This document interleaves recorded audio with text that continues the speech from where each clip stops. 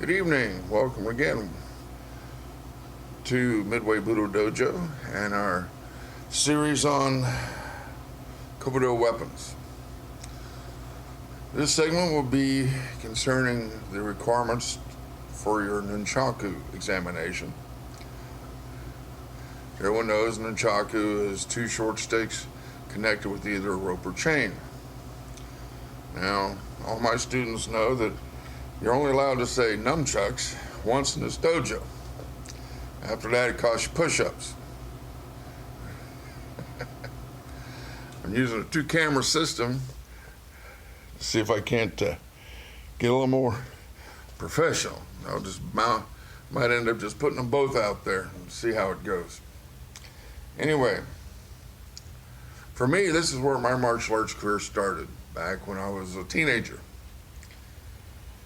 Early mid-70s, Bruce Lee was at his height and he was making his movies and, Enter the Dragon, Return of the Dragon, The Big Boss, and it was one of his favorite weapons.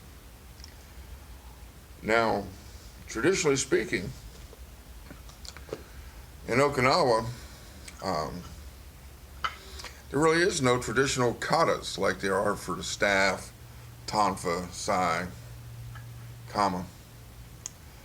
So basically anything you see out there is something someone has devised on their own. And that's perfectly fine as long as,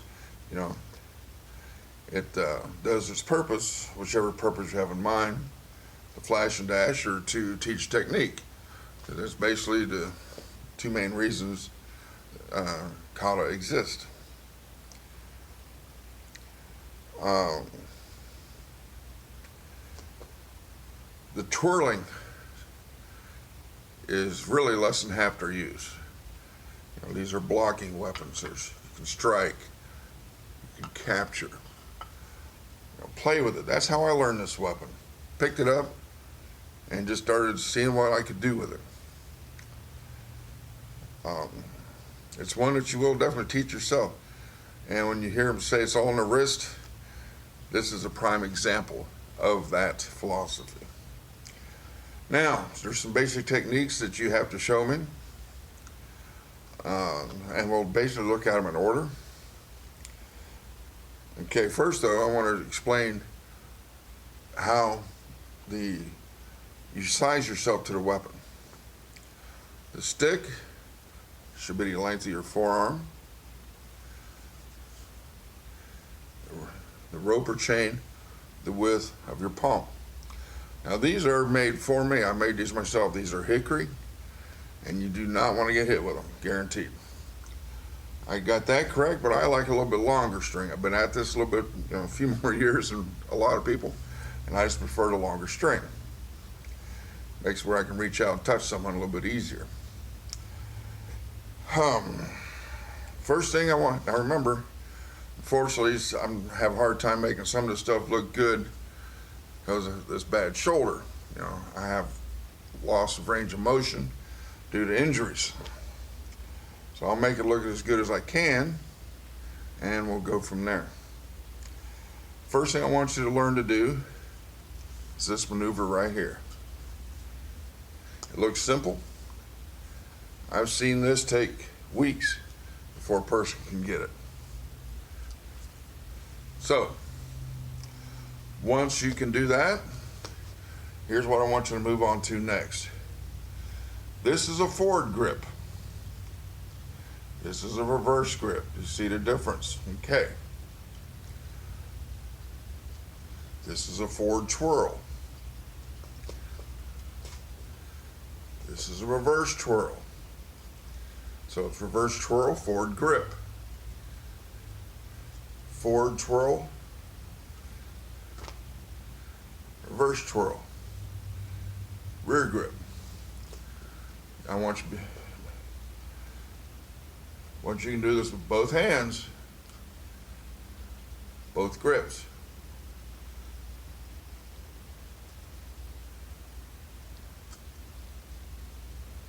Okay.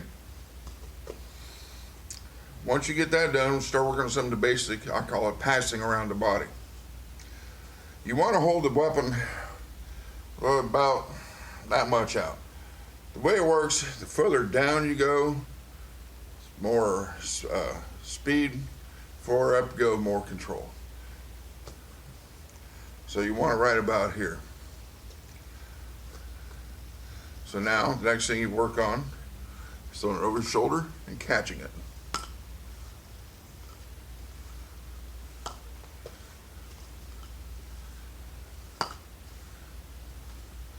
Now, if you get comfortable with that, put this twirl in.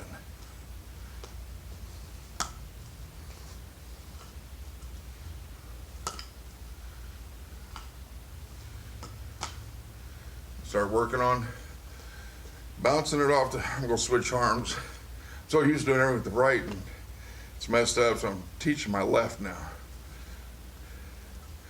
Work it where it bounces. Get it to where it'll come back to you. You want a forward capture, be able to snap it and catch it.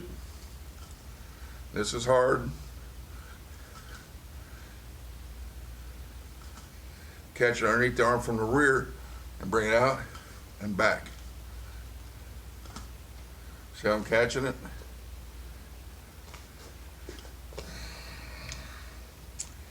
Now once you can do that, I'll get further enough back so you can see. Now one thing you might want, if you got your belt on, a true Kobudo Ka, one who practices Kobudo, you'll notice that they normally wear their belt in such a fashion to begin with, get them ends up out of their way. So from here, down, up, down, capture.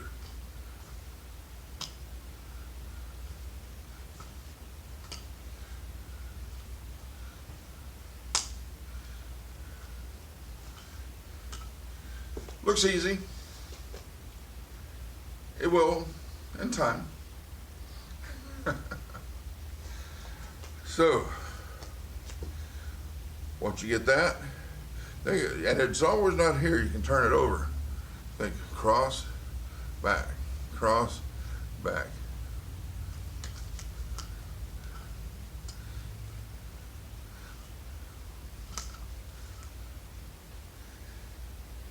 I know I make it look easy. Practice.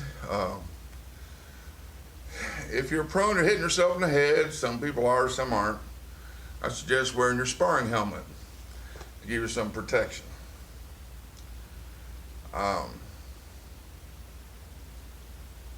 Those are some of the basic techniques I like to see you do with that.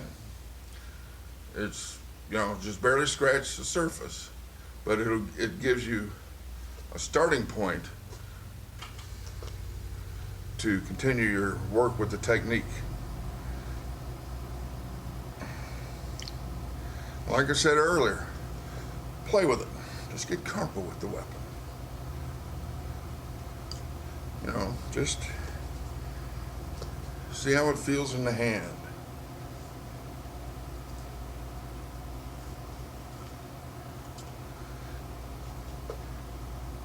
Because you're going to teach yourself this weapon. I just kind of point you on the basic general direction. So,